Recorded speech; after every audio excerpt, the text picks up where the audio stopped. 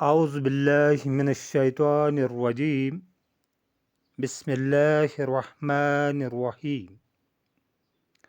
عزیز طلباء و طالبات، السلام علیکم ورحمۃ اللہ وبرکاتہ۔ ہمارا آج کا موضوع ہے مرزا اسد اللہ خان غالب کی غزل، پہلی غزل ہے یہ، تو شروع کرتے ہیں۔ غزل کا مطلع ہے ابن مریم ہوا کرے کوئی، میرے دکھ کی دوا کرے کوئی۔ ابن مریم ہوا کرے کوئی، میرے دکھ کی دوا کرے کوئی۔ اس شعر میں جو مشکل الفاظ ہیں وہ ہے ابن مریم۔ ابن مریم ہوتا ہے مریم کا بیٹا، یعنی حضرت عیسیٰ علیہ السلام،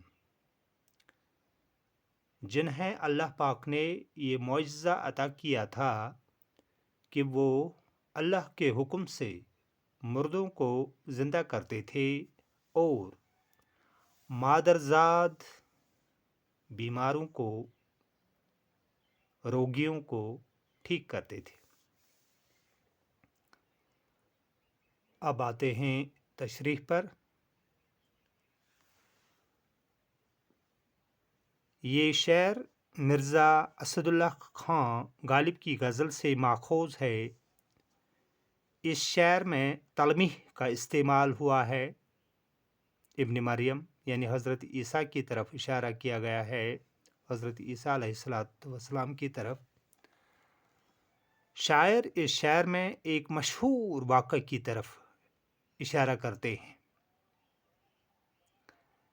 ابن مریم کا استعمال کر کے حضرت عیسیٰ کی طرف اشارہ کیا گیا ہے، جن کو اللہ نے یہ معجزہ عطا کیا تھا کہ وہ اللہ کے حکم سے مردوں کو زندہ کرتے تھے اور مادرزاد روگیوں کو، بیماروں کو ٹھیک کرتے تھے۔ تو مرزا اسد اللہ خان غالب اس شعر میں فرماتے ہیں کہ کیا ہے کوئی مسیحا اس دور میں جو میرے دکھ کی دوا کرے۔ میں مریض عشق ہوں، زندہ ہوں پر مردے سے بدتر ہوں۔ اگر کوئی مجھے ٹھیک کرے گا میرے لیے وہ مسیحا ہوگا۔ دوبارہ آتے ہیں تشریح پر۔ غالب فرماتے ہیں کہ کیا ہے کوئی مسیحا اس دور میں جو میرے دکھ کی، درد کی دوا کرے۔ میں مریض عشق ہوں، زندہ ہوں پر مردے سے بدتر ہوں، زندہ لاش ہوں۔ اگر کوئی مجھے ٹھیک کرے گا میرے لیے وہ مسیحا ہوگا۔ اب آتے ہیں دوسرے شعر پر۔ دوسرا شعر ہے، بک رہا ہوں جنوں میں کیا کیا، بک رہا ہوں جنوں میں کیا کیا، کچھ نہ سمجھے خدا کرے کوئی۔ اس شعر میں بکنا یعنی کہنا، ایک اور لفظ ہے جنوں۔ جنون کے معنی ہے پاگل پن، دیوانگی۔ اب آتے ہیں تشریح پر۔ غالب کی غزل کا یہ دوسرا شعر ہے۔ غالب فرماتے ہیں کہ میں دیوانگی میں نہ جانے کیا کیا کہہ رہا ہوں، بک رہا ہوں۔ مجھے نہیں پتا کہ میرے منہ سے کیا کیا نکل رہا ہے۔ میں خدا سے دست بدعا ہوں کہ کوئی میری باتوں کو نہ سمجھے، ورنہ راز عشق فاش ہو جائے گا۔ دوبارہ آتے ہیں تشریح پر۔ غالب فرماتے ہیں کہ میں دیوانگی میں نہ جانے کیا کیا بک رہا ہوں۔ مجھے نہیں پتا کہ میرے منہ سے کیا کیا نکل رہا ہے۔ میں خدا سے دستبدعا ہوں کہ کوئی میری باتوں کو نہ سمجھے، ورنہ عشق کا راز فاش ہو جائے گا۔ اب آتے ہیں تیسرے شعر پر۔ تیسرا شعر ہے، نہ سنو گر برا کہے کوئی، نہ کہو گر برا کرے کوئی۔ اس شعر میں مشکل لفظ جو ہے وہ ہے نہ سنو، یعنی کچھ مت سنو، نہ کہو یعنی کچھ مت کہو۔ اب آتے ہیں تشریح پر۔ تیسرا شعر ہے غالب کی اس غزل کا۔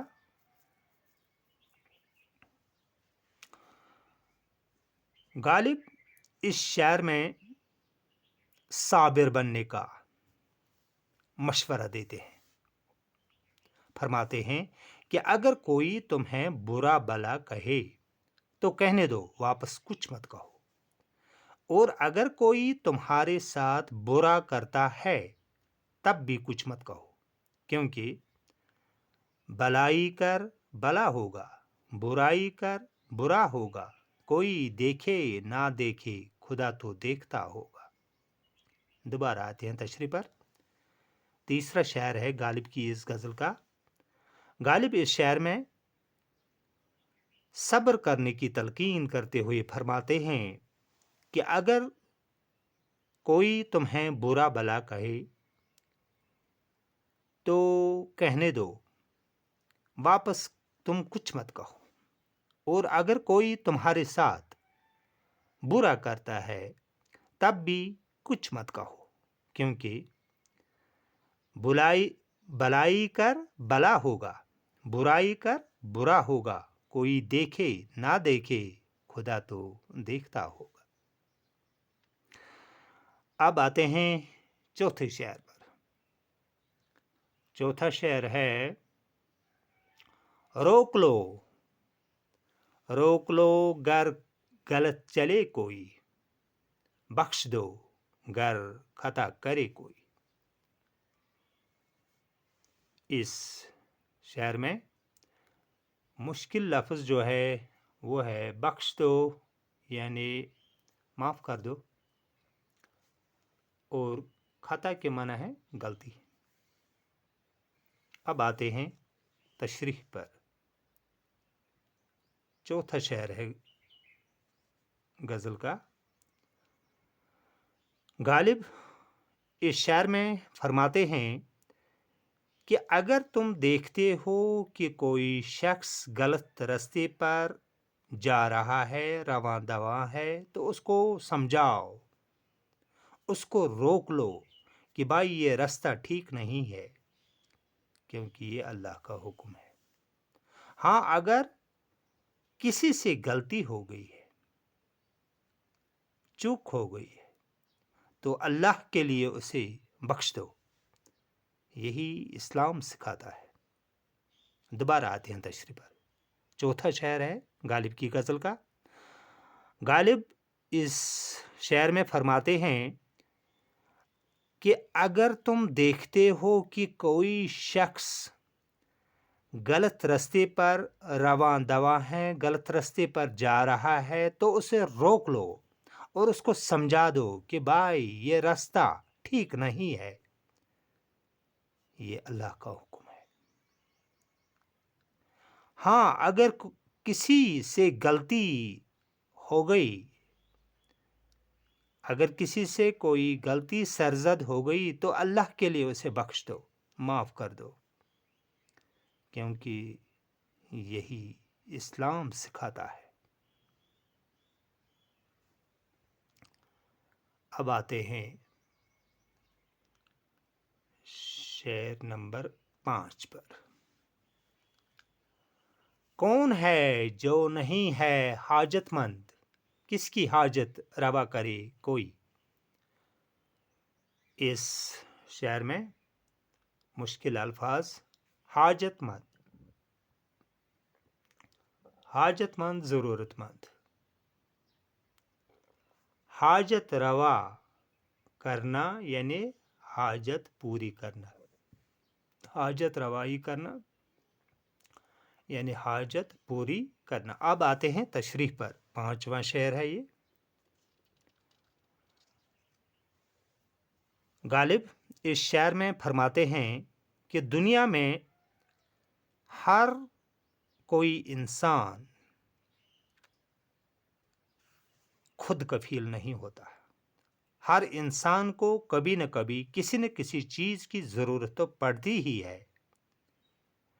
सभी हाजतमंद है, लेकिन ये भी गलत बात है कि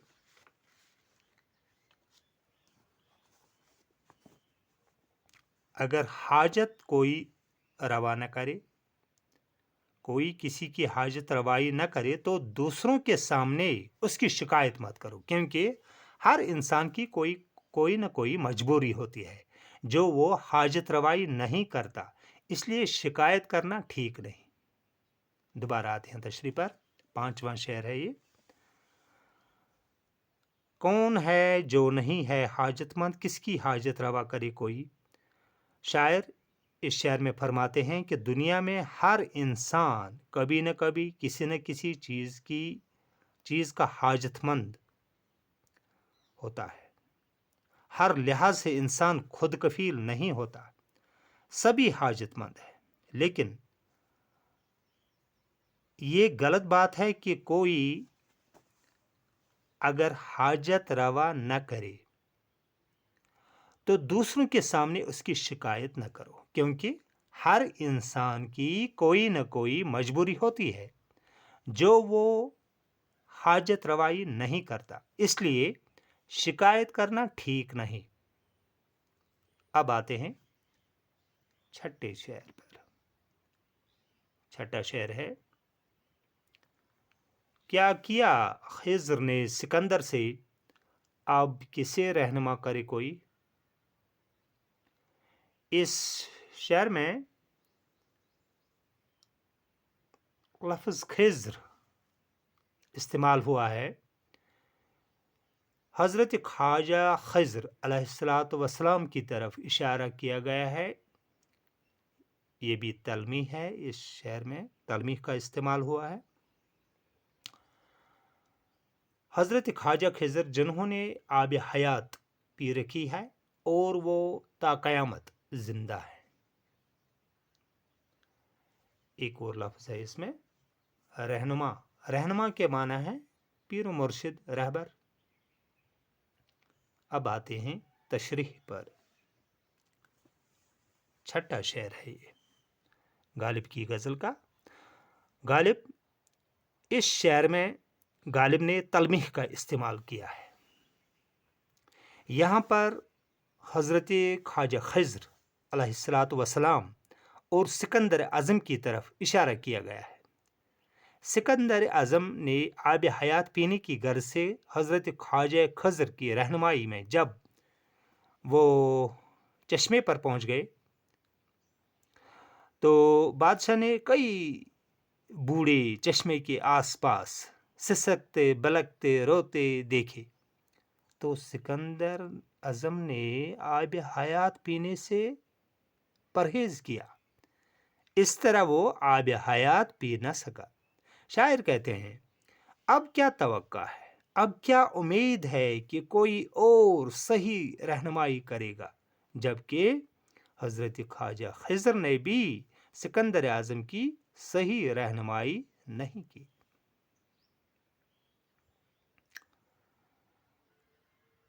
दोबारा आते हैं तशरीह पर। गालिब इसने इस शेर में तलमीह का इस्तेमाल किया है।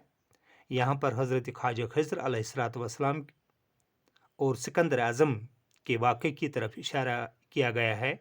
सिकंदर आज़म ने हज़रत ख्वाजा खिज्र की रहनुमाई में आब हयात पीने की गर्ज से जब वो चश्मे पर पहुँचे तो बादशाह सिकंदर आज़म ने चश्मे के आसपास कई बूढ़े सिसकते बिलखते रोते देखे तो सिकंदर आजम ने आब हयात पीने से परहेज किया। इस तरह वो आब हयात पी न सका। शायर कहते हैं कि अब क्या तवक्का है कि कोई और सही रहनुमाई करेगा। ये था छठा शेर। अब आते हैं सातवें शेर पर। सातवां शेर है,